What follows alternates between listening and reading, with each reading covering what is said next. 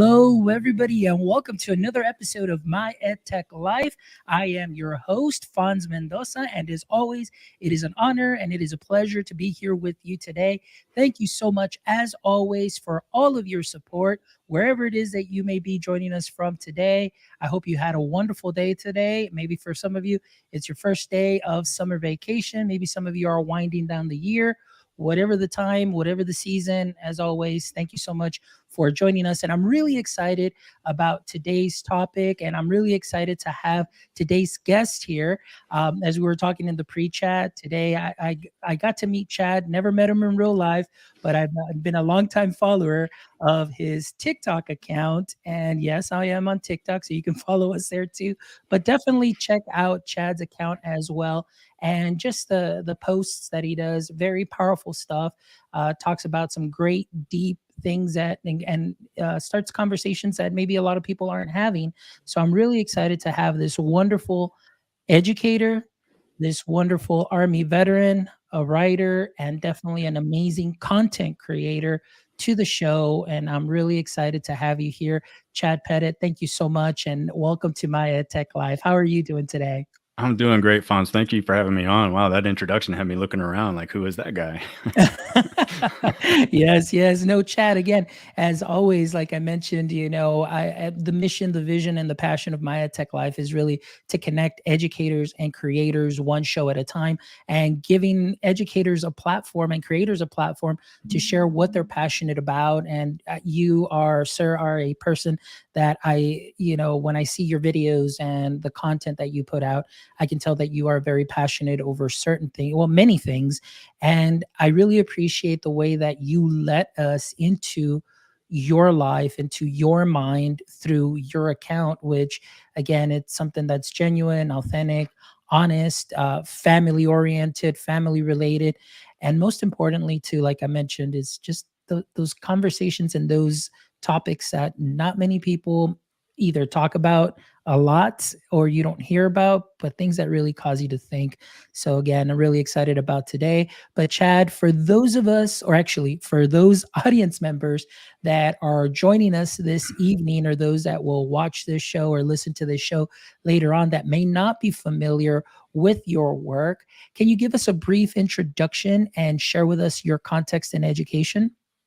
Sure. So, believe it or not, I haven't actually been in education that long. I started about 6 years ago. I'm a late bloomer. So, I started out after high school. I was in the military for 10 years. I did 10 years in the Army, a couple combat tours in Iraq. After that, I bounced around. I didn't know what I wanted to be when I grew up, still don't.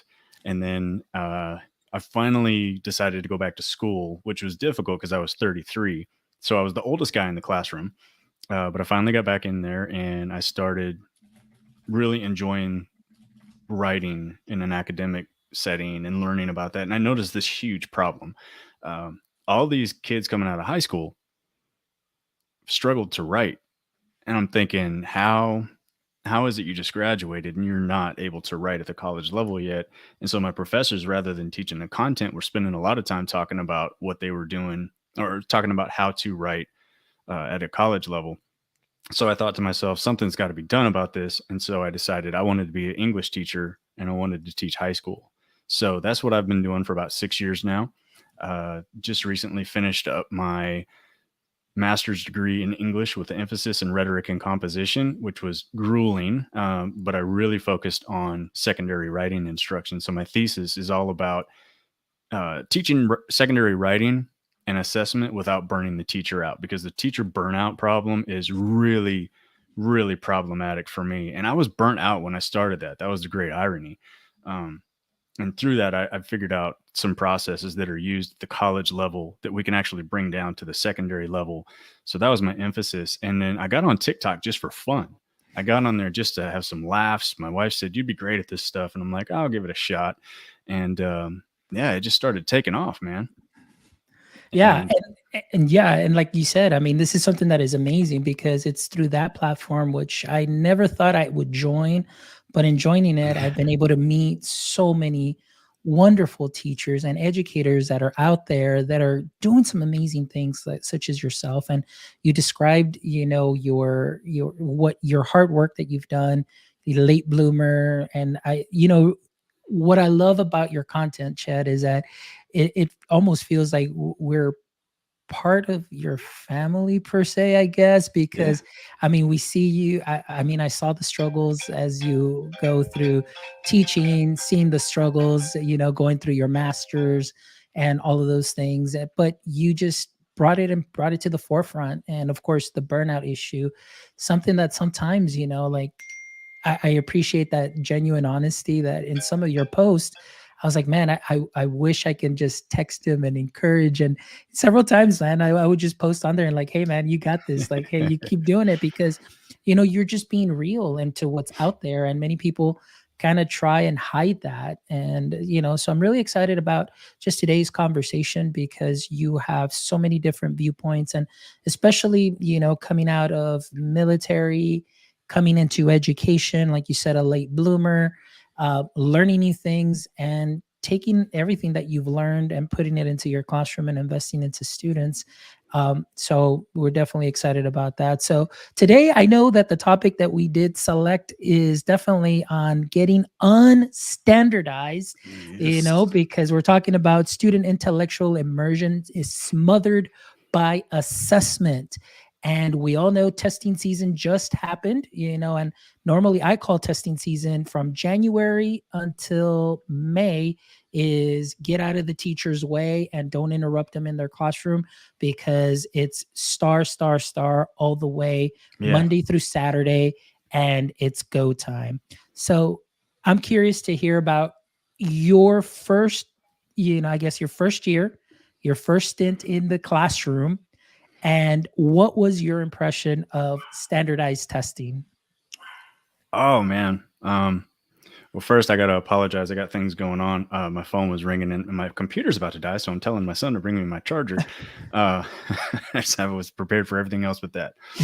So my first year of teaching, I didn't know what to expect in a lot of things because here's a shocker for a lot of people: those teacher training programs don't prepare you to teach. It's mostly a lot of paperwork involved, and when you take your teacher tests, which are standardized, by the way, they tell you, imagine you're in a perfect world. Well, hold on a second. Bring it in. Yeah, as you said, I'm real. I'm raw.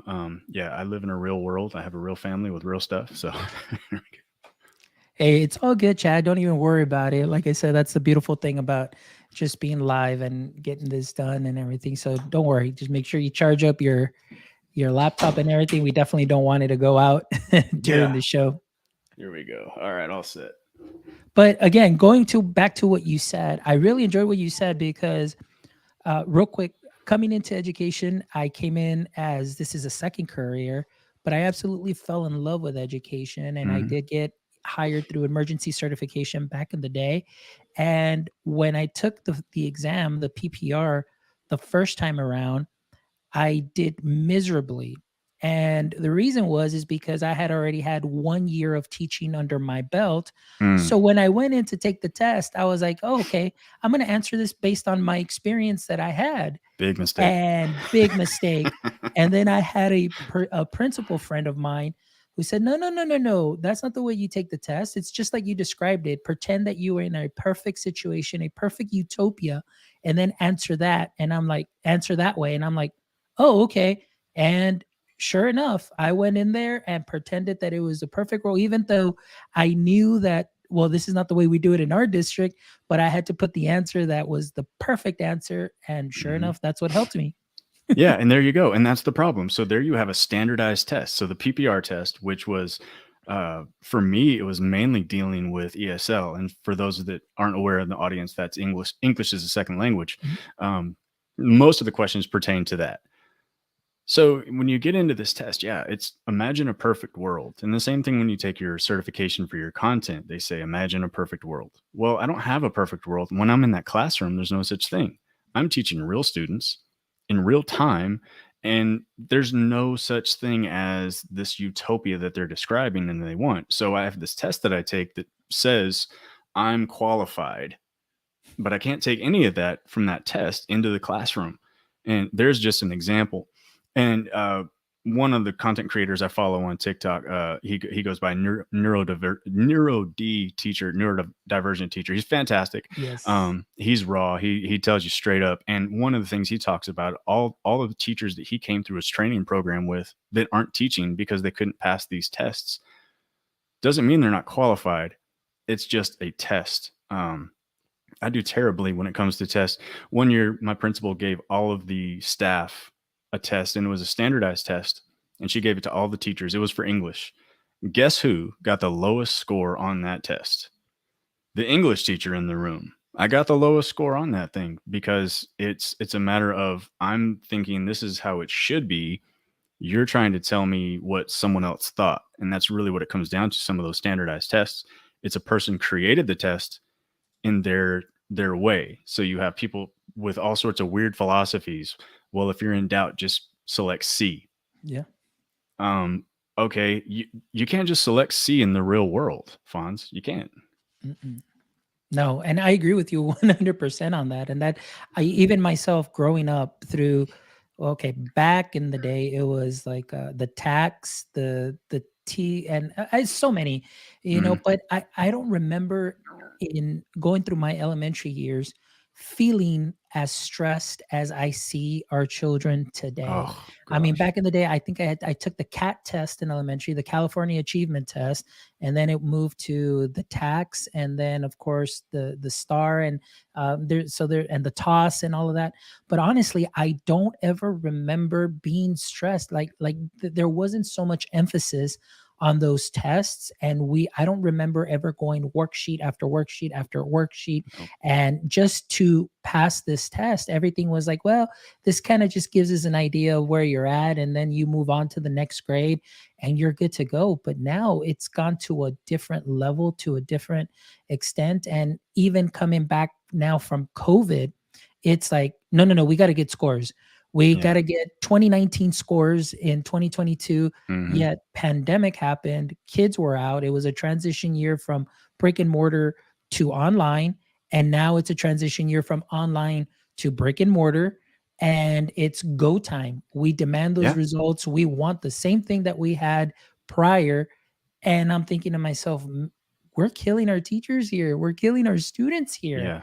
It's too much. It is death by test. It is insane seeing the amount of stress. I have my own children. I also have students, obviously, and I see the stress in them over these tests, and it's insane, and the burnout. So when we take like a district benchmark, they're not even trying on those things. Mm-mm. And the first thing you want to know, does this count? If it doesn't count Exactly. towards a grade, they're checked out. And research backs this up. As soon as you attach a grade to an assessment, you you take away the learning. So if let's say you want to do something with revision, all right. Um, let's say, for example, we have my students write an essay. All right, they turn that into me first draft, and now I'm going to assess it. And I put a letter grade on there, and I say this is a C.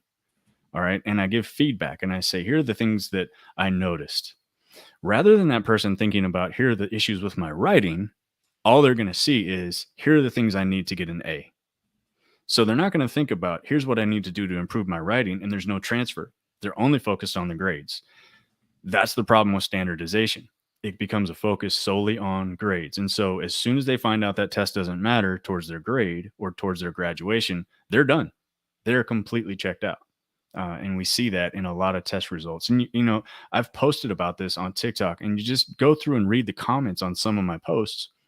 I have one viral video where I talked about the fact that students don't try sometimes. Some students don't try on these tests, and yet school funding and teacher pay is directly tied to the results of those tests. And you'd be shocked to see the amount of people that came on there and said, I never tried on those tests. I don't try. It's not for a grade. Doesn't affect my graduation. Why would I bother? And yet, because of the No Child Left Behind Act and because of the Race to the Top program, those tests directly influence our pay, school funding, and the lower your scores, the more funding they take away from the schools, which is the most backwards thing I have ever come across in my life. And we have like this Mandela effect going on where we think it's always been this way, and it hasn't. No. You go back and you look, year 2001, that's when everything really started changing. Um, I didn't take a standardized test when I graduated in 1998 from Oregon, from an Oregon high school. I didn't take any benchmark tests to get out of high school. None of that. I don't remember them. I never wrote a 5 paragraph essay. I'd never heard of a 5 paragraph essay until I was 33 years old. Yeah, no, I agree with you. I graduated in '89. I don't remember taking a test. I remember, I guess ninth grade was the most memorable for me because it was like, oh, the 10th graders are taking a test and you can't be here. So we didn't have to go to school till like later that day. But Yeah. again, going back, I don't remember there ever being that much pressure at all whatsoever. Graduated fine, no issues at all. But now it's like test after test. You've got the star benchmarks again. Once kids hear benchmark, they put so much weight on benchmark, and it's what the first 2 months of school, and they expect already everybody to be like at masters or be at Hmm. this level, and then the next benchmark, and it's just drill, drill, drill, just to pass a test. But like you said, what happens to our students that are not A, B, C, D, E students? What Right. happens there? This test is not flexible and it does not measure their learning. And oftentimes, when I was in the classroom for those 11 years, I always had to start the class and start, talking to my kids and saying, this does not define who you are. This is just a test. Do not let this get you down. And then when I moved to elementary to fifth grade and having to share that with my kids, Mm. there, I'm like, I'm telling fifth graders already, giving them this high school speech to get them ready. And, it just didn't make sense. It doesn't Yeah. make any sense. It's sad. It really is. And the thing is, teachers like you, teachers like me, we say these things to students. We say this test doesn't define you. Unfortunately, there's a lot of Yeah. research out there and statistics to prove that a lot of teachers are putting a ton of pressure on their students. You've got to do well on this. You've got to do well on this. You've got to do well on this. And the students are just completely petrified. Um, it's insane to me.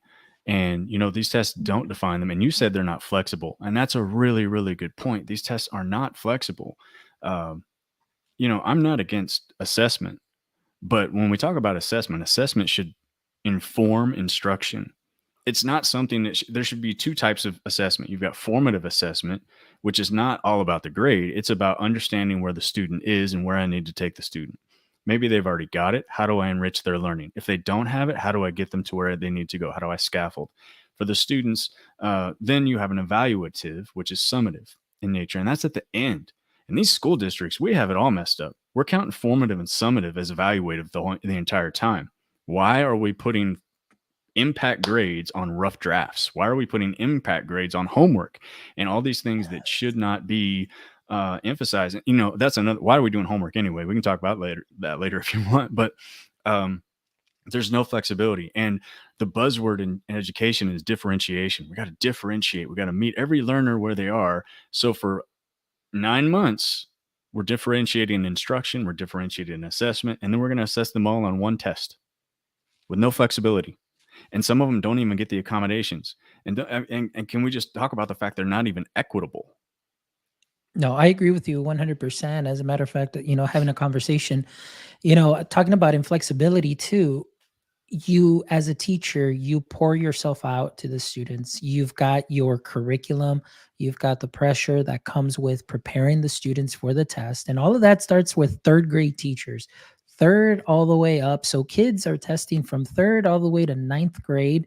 And again, talking about not being flexible, you invest yourself in the students, and then let's say that student has a bad day that morning because we Mm, don't know what their home life is.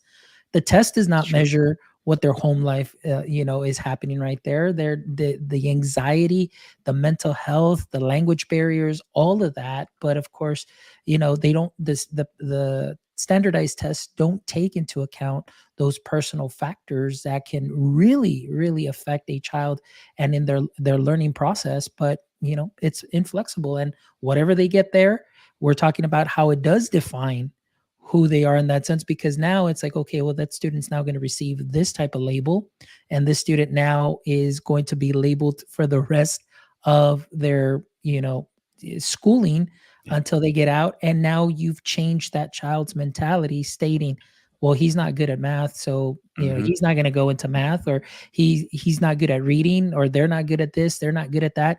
And so you've already started shaping what that child is going to do. And to me, that really hurts. Yeah, definitely. It's putting a label on them, just like you say, just prematurely. It's putting them into a box, and that box doesn't need to be there in the first place. Um, you know, my dad is a fantastic mechanic. But you know how I know he's a fantastic mechanic? Because I've never seen him work on something he couldn't fix. I've never seen him put together an engine that didn't run. Never seen him try to fix a car that didn't start running. I don't know how well he'd do on a multiple choice quiz about how to fix a car. I don't want my doctor to have C's on tests or A's on tests, but doesn't know what a scalpel is. And think about it. The way doctors are actually assessed is so different. Uh, they have to go through the schooling, obviously, but then they're interns, they're observing, they're asking questions, then they're being supervised as they're doing any kind of operations before they're ever allowed to do any operations on their own. They have been through a ton of practical training, practical assessment, not here's a piece of paper that says you can do this and you can't do this. And that piece of paper defines it. If we continue to define uh, people based on just a test score, then we're going to continue to put labels on people. And that's what happened to me when I was a student. I had a math teacher who was just absolutely awful in my freshman year of high school. I mean, he was a deplorable person. He got fired for some of the things he was doing, just a disgusting human. And he would not teach us, he would not help us. And if you ask for help, he would ridicule you, publicly shame you. And I don't mean like sarcasm, I mean just tear you down. And he just flat out told me, you're never going to be good at math. You're not smart enough for this. And so I gave up. And since ninth grade, I never even tried. And when I got to college, all I could remember is I'm no good at math. And that sticks with you. And we don't realize that. But I mean, honestly, we just dehumanize these kids. All these things I'm talking about are human characteristics, human traits. And we want these kids to be robots. Yeah. And you talk about what if that kid's having a bad day? Well, a lot of times we're not considering the fact that what if when you're having a bad day, what do you want to do? You want to take a break, get a cup of coffee, go for a walk. When these kids are having a bad day, we tell them sit in that chair, shut up, and don't do anything for the next hour, 2 hours, or whatever. Or if they're having a test, what if their parents got divorced that day? What if they were in an abusive situation right before? But we're worried about how they score on this test. They're thinking, what am I going to do when I get home? You've got kids that are living out of cars. They don't know where they're going to shower. They don't have running water. These are the things that we need to focus on. And just like Catherine said right there, those tests don't prove anything. They do not prove anything, honestly. Yeah, I agree with you 100%. And let's shift that over now onto the teachers. I oftentimes, the metrics, they're unfair metrics for teacher evaluation too as well. Yeah. I mean, that to me is when I see teachers that are stressed out because now it's gone to the point of if I don't do well here with the group that I'm given, and let's say that it may be a group that is a very tough group, I could risk either getting moved to a different grade level that I may not feel comfortable with, but now if I want to keep my job, I need to make that adjustment or other things. So what are your thoughts on that? Or maybe have you experienced that or have you or anybody around you experienced anything like that? So I can say honestly that I'm fortunate enough to say that my job hasn't been impacted based on my test scores. And I don't know anyone personally that has uh, lost their job or anything like that. But at the same time, the state of Texas, Texas Education Agency, if they see those low test scores, they're going to get involved. They're going to step in and they're going to say, now your school's at risk and Yeah. you get a grade. So your school, your district, you get a letter grade. And so they come in, and if you have a grade of C or D or something like that, they're going to come in and they're going to put all sorts of restrictions. But all they're basing it on, again, is these standardized tests. But the answer to tests cannot be more tests. And you can't put more pressure on a person and say, do better. I mean, you put someone in the most stressful situation and you keep yelling at them and yelling at them and yelling at them, they're going to get stressed and they're going to make mistakes. And when we make the mistakes, we're not given the opportunity to do anything to relax, to de-stress, and the pressure just continuously on with these tests, and teachers are being pressured. So many studies have been done, especially like in Florida. A lot of research and composition specialists, they work out of the Florida State and kind of in that area. And what they found is teachers, particularly in core subjects, ninth and 10th grade, were teaching 100% to the test. So while they might have said, here are the things we're teaching, they weren't. The evidence was quite to the opposite. They were teaching 100% in line with the test. So, for example, in ninth grade, they were teaching response to text and expository writing in an English course. The problem with that, that's not in alignment with the state standards. So, for example, in the state of Texas, I can only speak for this, but I think it's pretty across the board. You're supposed to write multiple drafts for diverse audiences and purposes. Now, that's all rhetorical situation. There's no audience on a standardized test. There's no time. There's no multiple drafts. You're writing one draft in a time situation. You don't get to revise. You don't get to edit. And then you are basing a student's ability to revise and edit on multiple choice questions rather than having them actually revise and edit. So again, they don't measure anything, but the teacher's got to anticipate what's going to be on the test. So if I do teach the test, which I don't, I have to imagine what's going to be on that test. And as soon as I do, as soon as I try to teach to that thing, inevitably my students are going to be more flawed in that one. Yeah. So for example, the year I focused the most on theme in my first year and inferencing, guess what they did really terribly on? Theme and inferencing, even though I spent most of my time putting on it because they'd said from the data at the district, our students need to understand inferencing. So that to me makes no sense. The less I focused on it, the better they got at inferencing. But can I ask you a question? Sure. Do you think inferencing can be measured based on what someone's reading alone? No, I don't think so. I don't either. So I'll give you an example of how I know that everybody just naturally knows how to make inferences. Baby is born. You feed the baby. Baby cries. You feed the baby. Baby stops crying. Now, for a week, once the kid's old enough to sit down, we're going to put that baby in a high chair. As soon as the baby's in that high chair, we're going to bring food. Begins to associate. So the baby stops crying when it goes in the high chair because it knows food's coming. Instead of crying, it makes that anticipation. That baby is inferencing. What we do in standardized education is we remove the high chair, we remove the food, and we look at the baby and we say, what's coming? That's what standardized testing does. Our students know how to inference. They can catch a sarcastic joke. They can catch innuendos. They make innuendos all the time. If you've ever been around middle school and high school kids, that's all they do. But they can't when it comes to reading a text. Why? Because the person who made that test has decided to interpret it one particular way. That's a problem. Yeah. And, I agree with that 100% in the fact that there's, especially in mathematics, and actually it's for any subject, and there's companies out there that offer what they call, field guides. And really, they pretty much just tell you, okay, this year, this was tested, and this is how the state did, this is how you did. This year, this was tested. This year, this was tested. So if you're pretty good at math, and I'm just only speaking as a math teacher, you can kind of tell it's like, okay, where is TEA headed this year, and how are they going to test this particular TEK in a certain way? And then you have to let teachers know and say, hey, get ready for this. Well, no, I've never seen them do it that way. And I'd never seen any test do it that way. And now it's like, you're kind of playing a lottery and it's a crapshoot. Are they going to test it this way? Or are they going to ask it this way?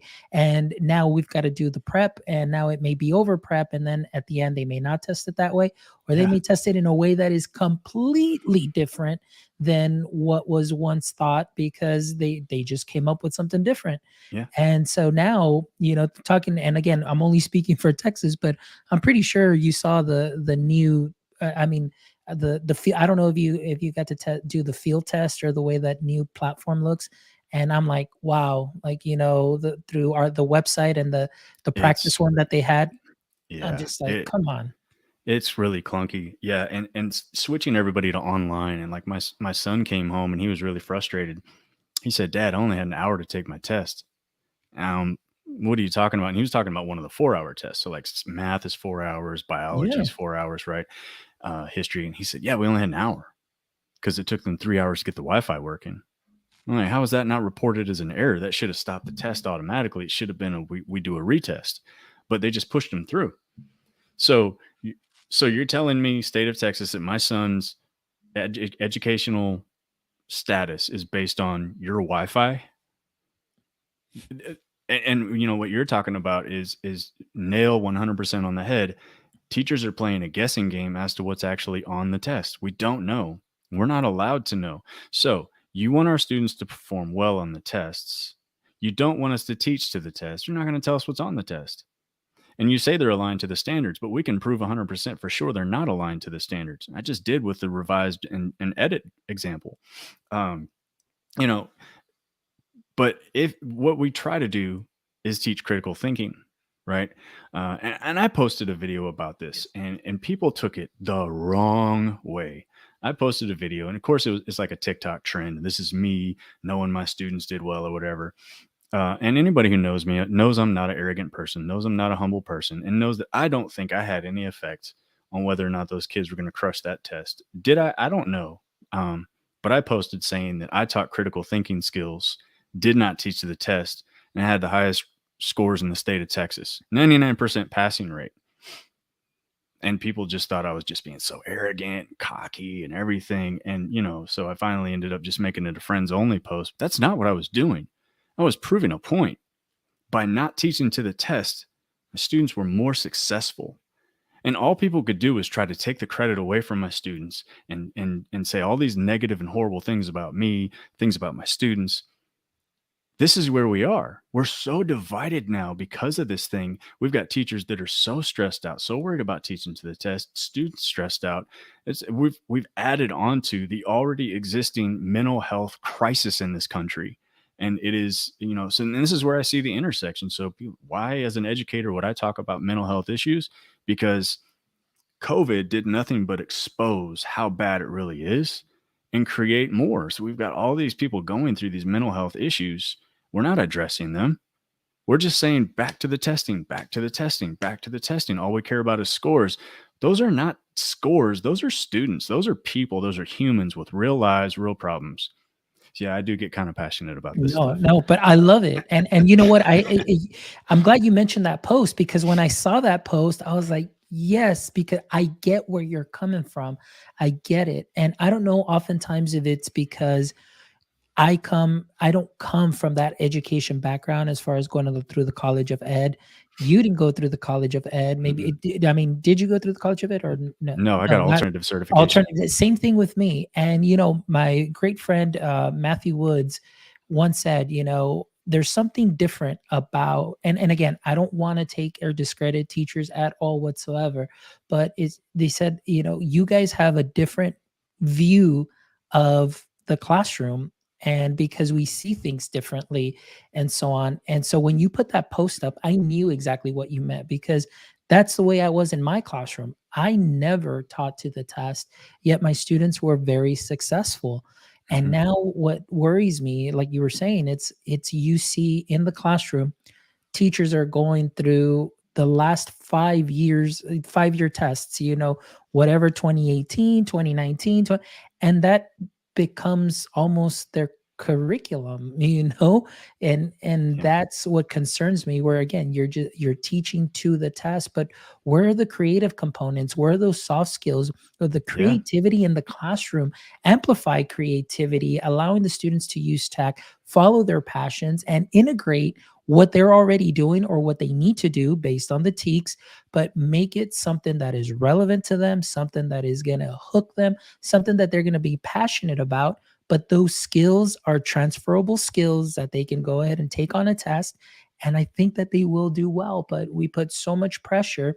And then after that, it's like, okay, what platform are we going to buy or get and pay for thousands of dollars for to help remedy the situation? Who are we going to bring in to help remedy the situation? And, now it becomes on spending. We're going to spend more to give more tests, like you said. Yeah. And so where is that going to lead us to? Exactly. It's a multi-billion dollar industry. Even the nonprofit testing agencies still have to net a lot of profit because they have to pay the people that work there. They have to pay for the resources. Um, and like you say, districts are paying $5,000 for some consultant just to show up, right? And then we're going to buy all the books that the consultant hawks at the professional development meeting. And I'm not against people writing books. That's fine. Um, but we're going to pay for this software now and it's supposedly going to work. Well, that's all well and good until it doesn't work.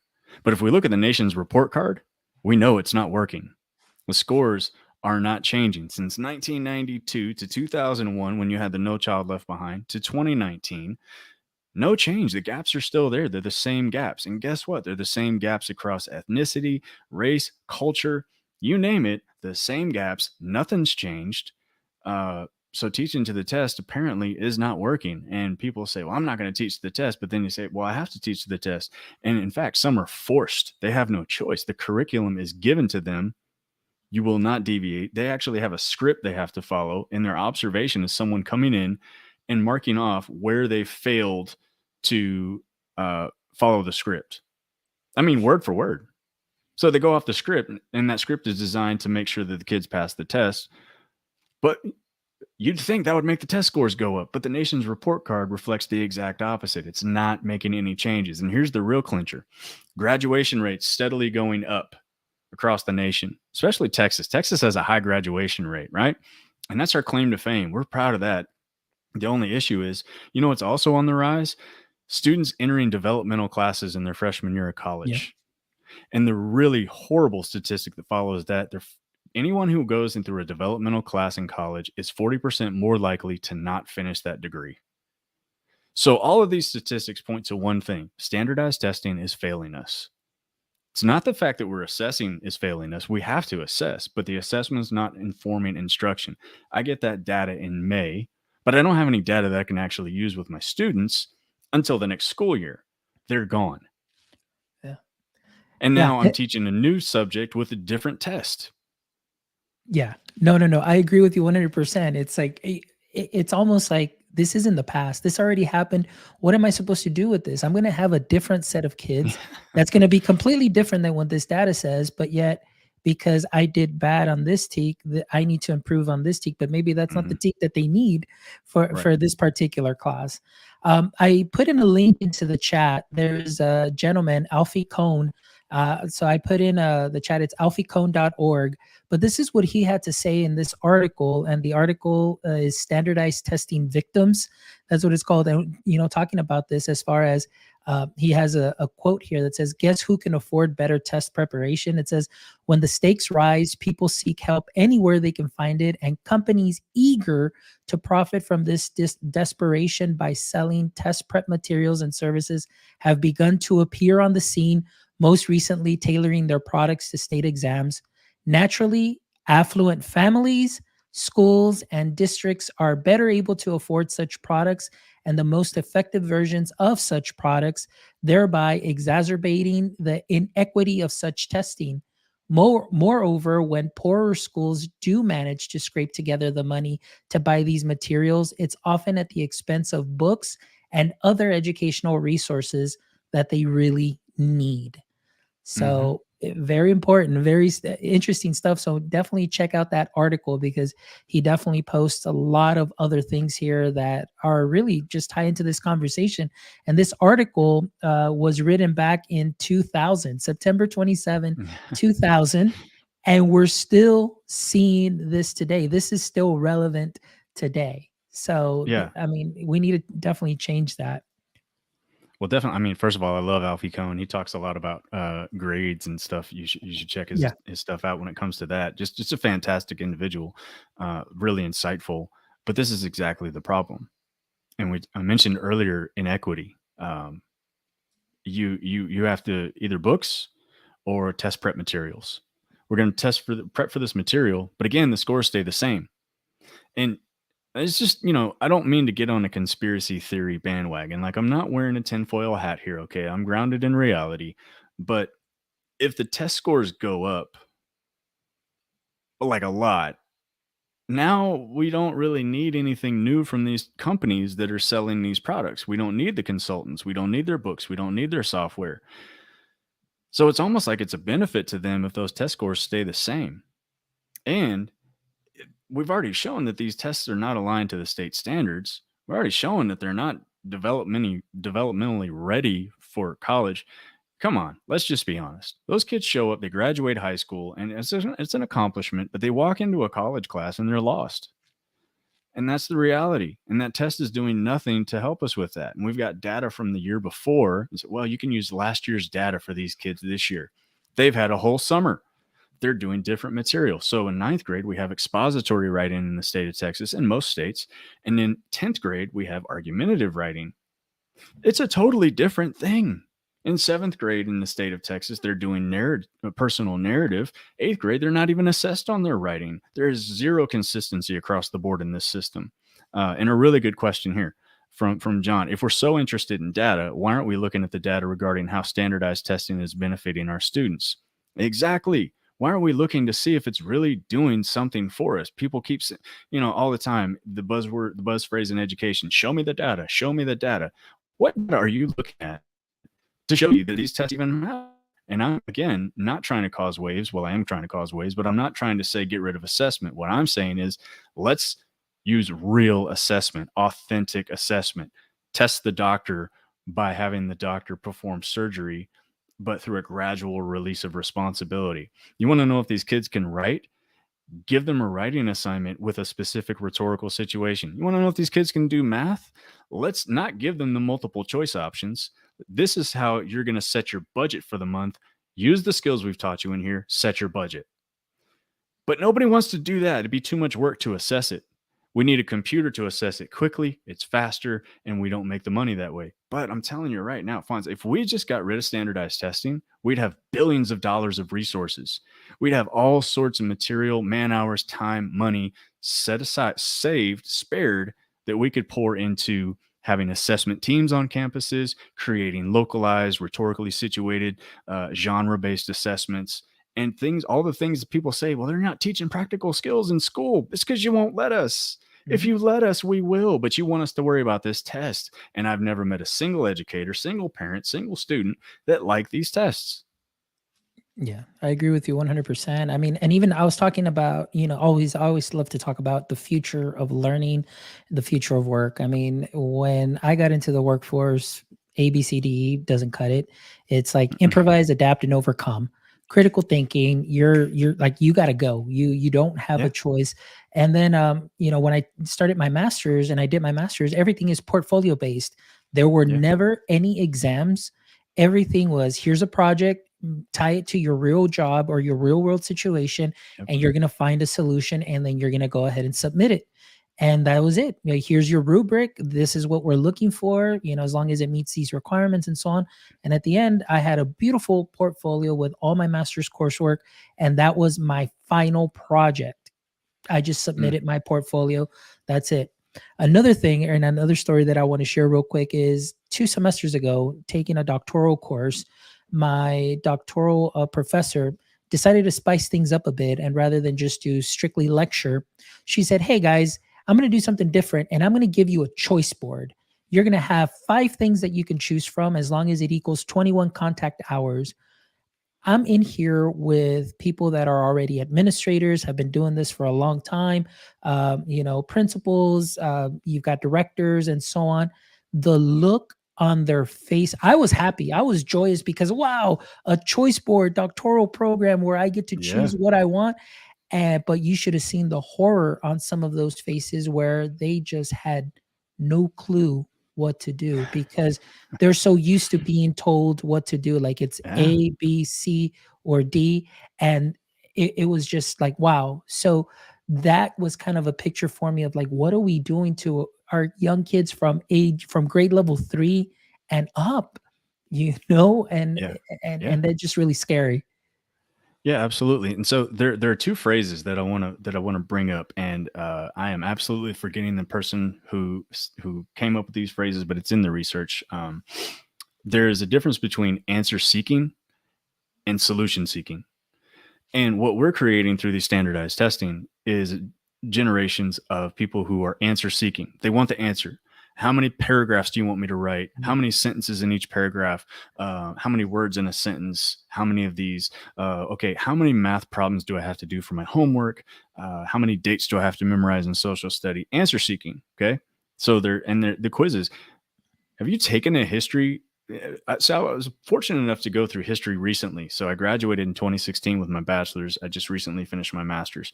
So when I went through my history courses, the tests were just Quizlet drop-ins, and all you had to do was find the answers in the textbook. I mean, it was verbatim out of the textbook. And so what is that promoting? Answer seeking versus what you're talking about, a choice board versus my thesis, what I worked on, it was problem and solution seeking. Okay, so my problem was teachers are burnt out. We're very, very undertrained in teaching, writing, and instruction. We don't know how to properly align instruction with assessment. How do we solve this problem? And that was my entire master's degree. It was all about problem solving. Uh, in the 90s, and that's when I was in high school, we didn't have the things that we do now. So I took a keyboarding class. And the printer was one of those old school printers with like the ribbons on each side and the perforated pages. And it would break. And our instructor, the teacher, would not just say, oh, here, let me fix it. He wouldn't even get up from his desk. We'd say, sir, the printer's down. He'd say, figure it out. And he would tell us to troubleshoot. And we had to figure it out. And there were a lot of things like that. And we have rescued these kids rather than let them struggle. I don't mean let them drown. I mean let them struggle and help them through the struggle. We have just rescued them. We got to jump in. And that's all standardized testing is, and standardized education. It's just forming a society that is answer seeking versus a society that is problem solution seeking. And case in point, Google. I used to love the arguments. You'd be around with your friends being like, who was in that one movie? And nobody knew. And so we'd talk about it and go back and forth and back and forth. No, it was this guy. It was that guy. And then finally we'd watch the movie and like, oh, that was the guy. Now, 10 seconds into the argument, somebody's Googled the answer. There's no more troubleshooting anymore. But life is troubleshooting. When you are on the job, you're going to have to learn how to troubleshoot. Any educator, when your lesson plan falls apart, if you don't know how to troubleshoot and figure something out on the fly, you're done.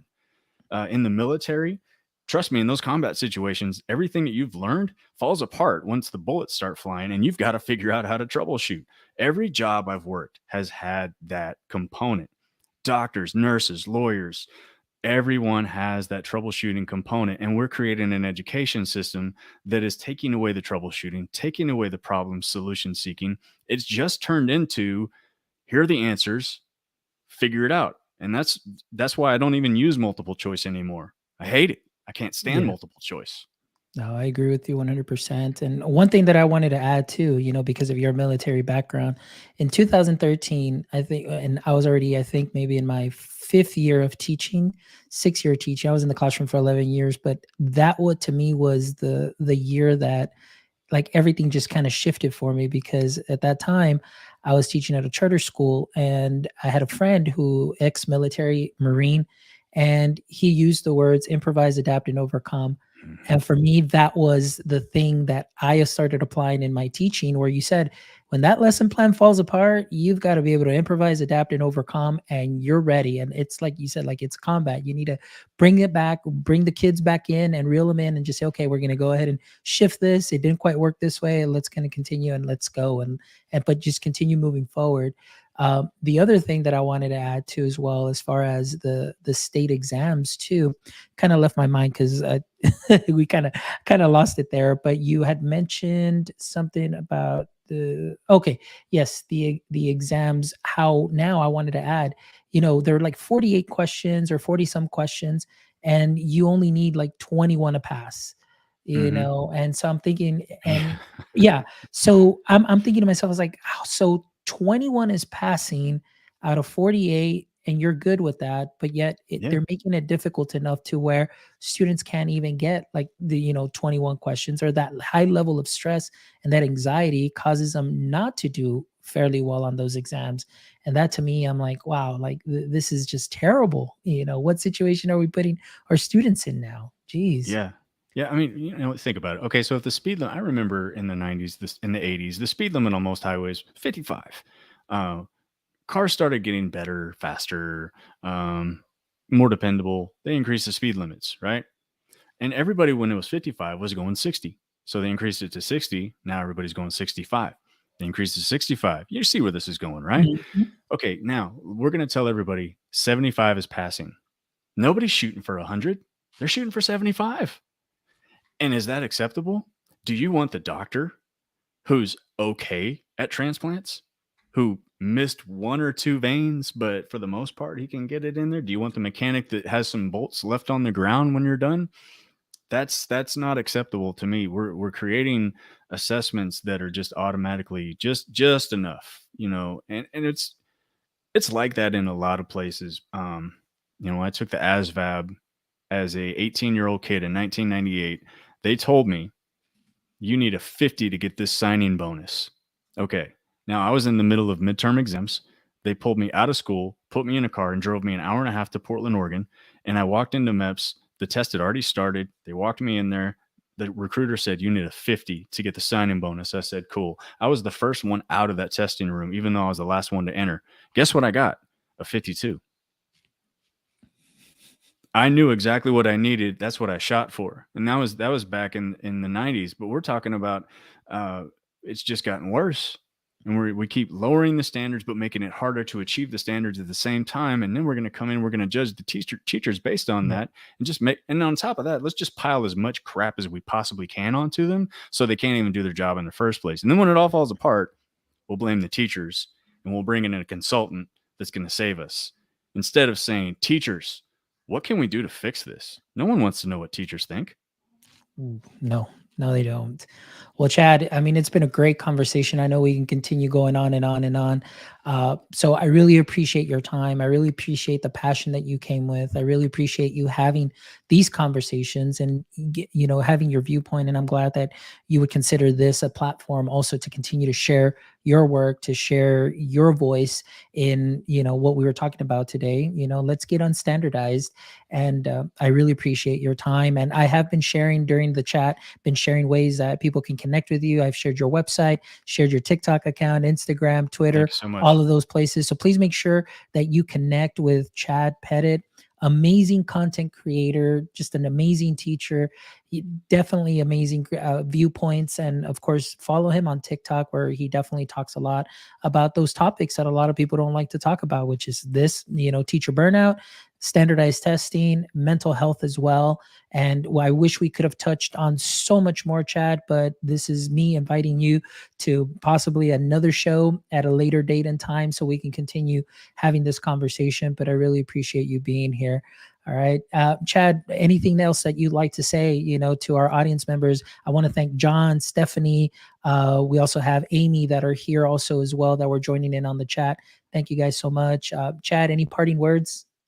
Yeah, I want to say thank you so much for having me on. It was amazing. And I want to say to the people in the chat, especially Stephanie, Amy, some of my biggest supporters, and John, I just saw that you followed me on Twitter, and I thank you so much for that.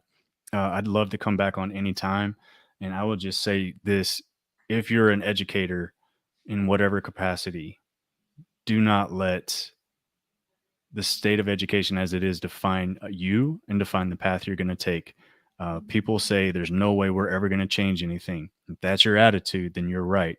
And if you take that into a classroom with my students are never going to get this, you're correct. You've already decided for them. I've decided we can make change and we're going to make change. And if it takes us a long time, it takes us a long time. But we're going to do it. We're going to make change. We're going to keep talking. We're going to keep doing it. And so, yeah, come along for the ride. And I don't just talk about this stuff on TikTok. We have a lot of fun, man.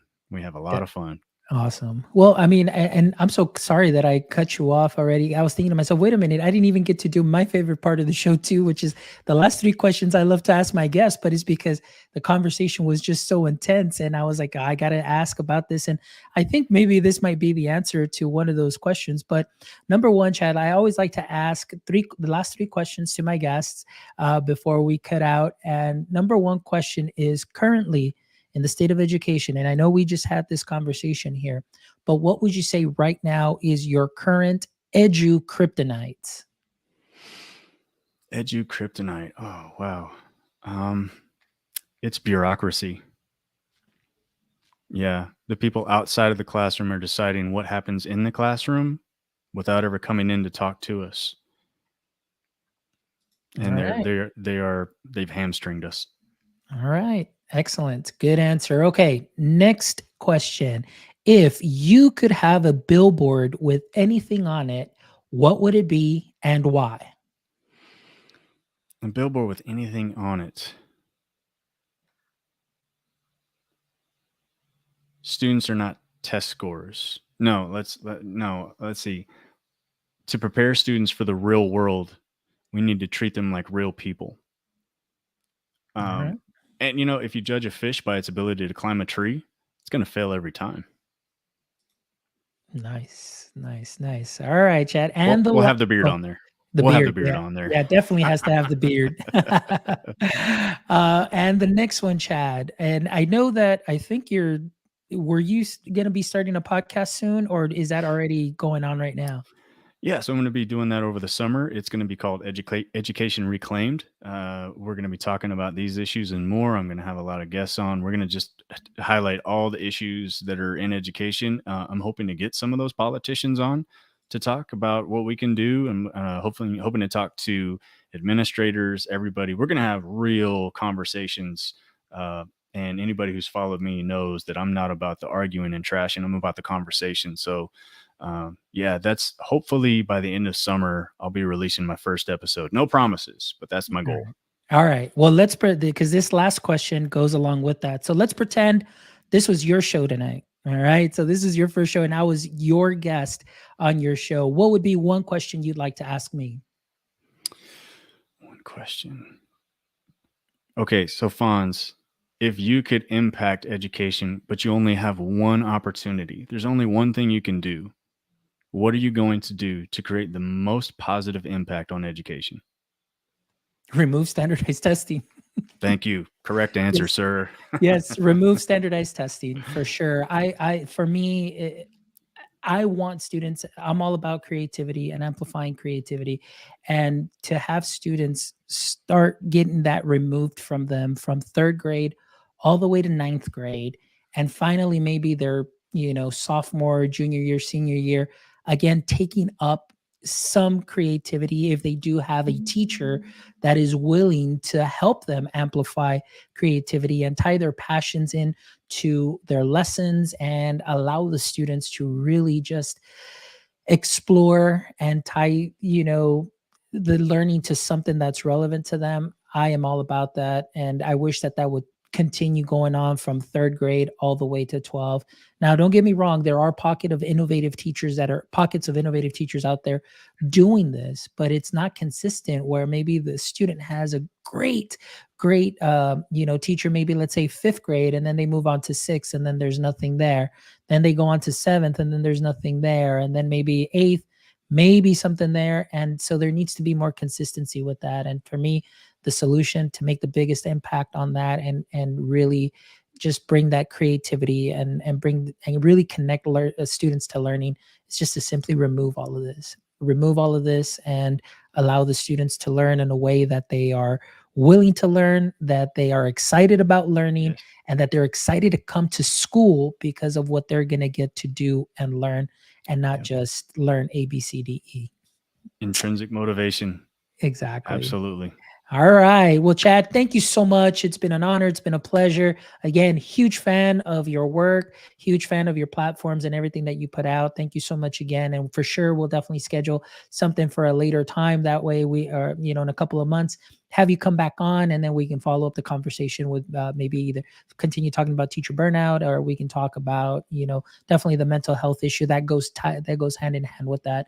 But thank you again, as always. And for all of you that are watching, listening live, thank you so much for joining us here. Those of you that are going to be catching the replay or listening to the show at a later time, as always, I really appreciate your support. And as you know, the mission, the vision, and the passion of my EdTech life is to bring in and connect educators and creators one show at a time, so that way we can continue making those changes in education and continue to move the needle forward and making it a better environment, not only for teachers, but for students as well. So thank you as always for your support. Please make sure you check out our website at myedtech.life, where you can go ahead and check out our store. You can check out past episodes, drop us a line, give us a review. We want to hear from you. Let us know what we're doing well. Let us know what we can improve on. Let us know if you have any guest ideas or suggestions.